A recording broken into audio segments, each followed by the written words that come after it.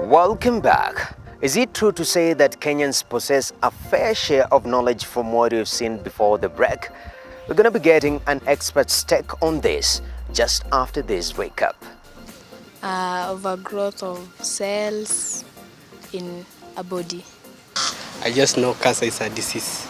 Cancer is a disease caused by the way humans do their activities. Cancer, mimi naweza sema ni ugonjwa.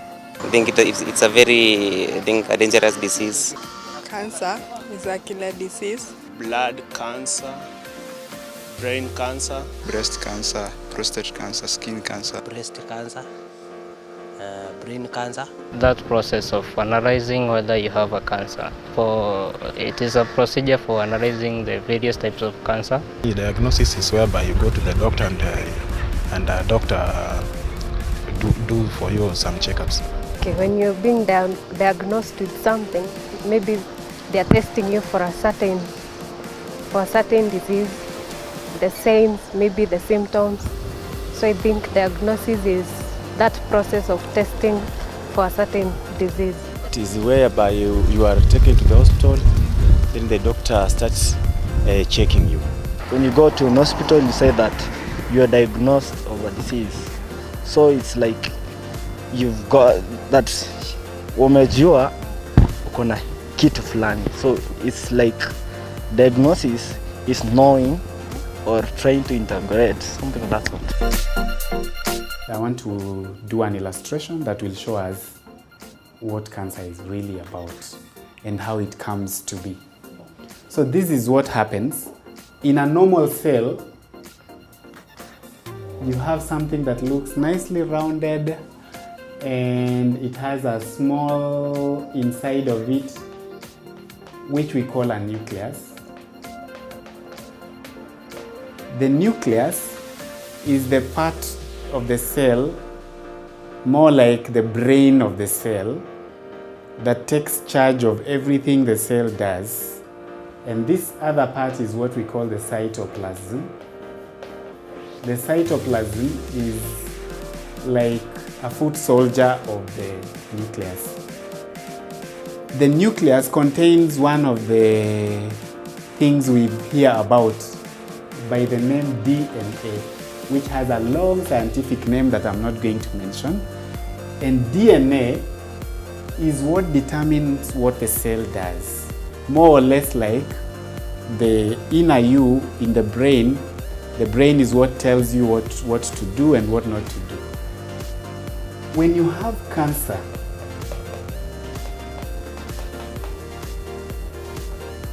the DNA changes through a process that has some medical name. And when the DNA changes, the cell does not remain as it was. And for purposes of illustration, I will draw a cell that looks funny and ragged. And the nucleus of the cell also looks funny and ragged.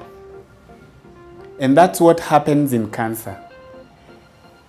It changes from a normal cell to a cancerous cell.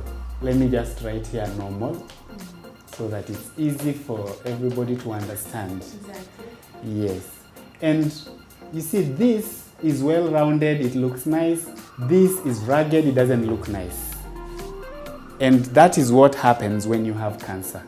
And for purposes of making it even appear more different from the other one, you will see that this cell has extra things on top of it that makes it look funny and makes it try to disturb the environment around it. Because remember, we have other cells around this cell.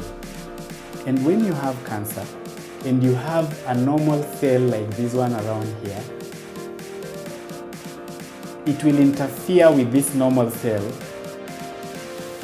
because this normal cell is meant to work together with a normal cell, not a cancerous cell.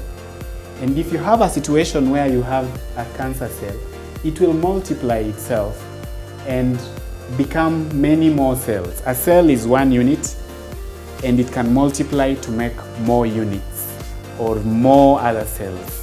When we talk about the cancers that as we deal with mostly, which is the RH cancers, the breast and the cervical, when you talk reproductive health cancers, so those ones you can say probably you can gamble with the causes, but these others, let us not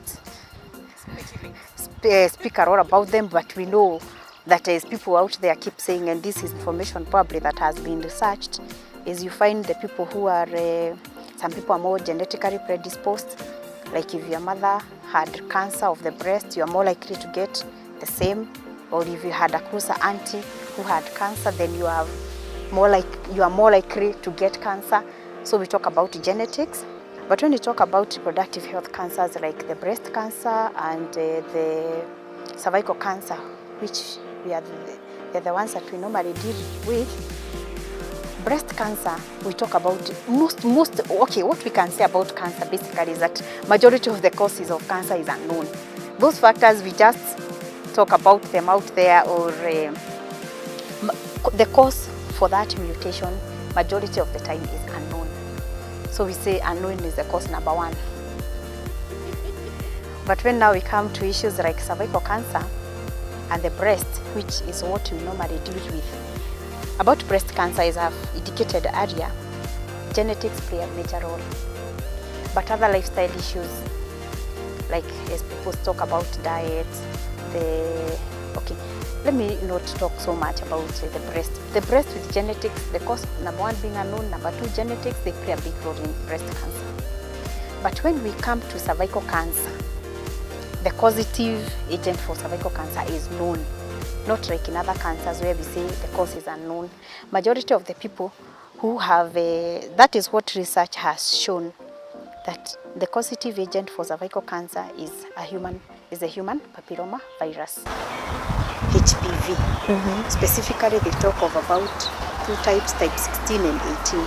There are so many subtypes, but majority of the people suffering from cervical cancer, the cause is human papilloma virus, type 16 and 18.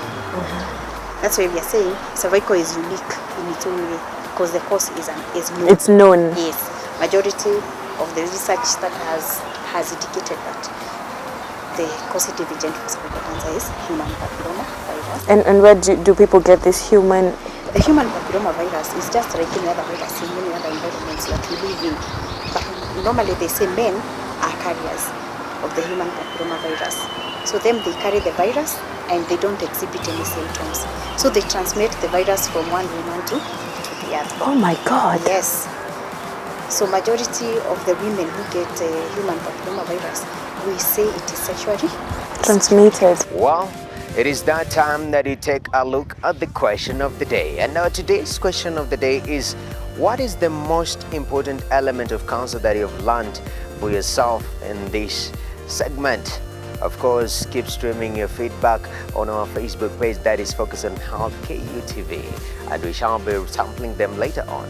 But right now, we're going to be taking a short break, and when we come back, we shall take a look at the medical feature of the day, that is medical technology, and also a day with the doctor.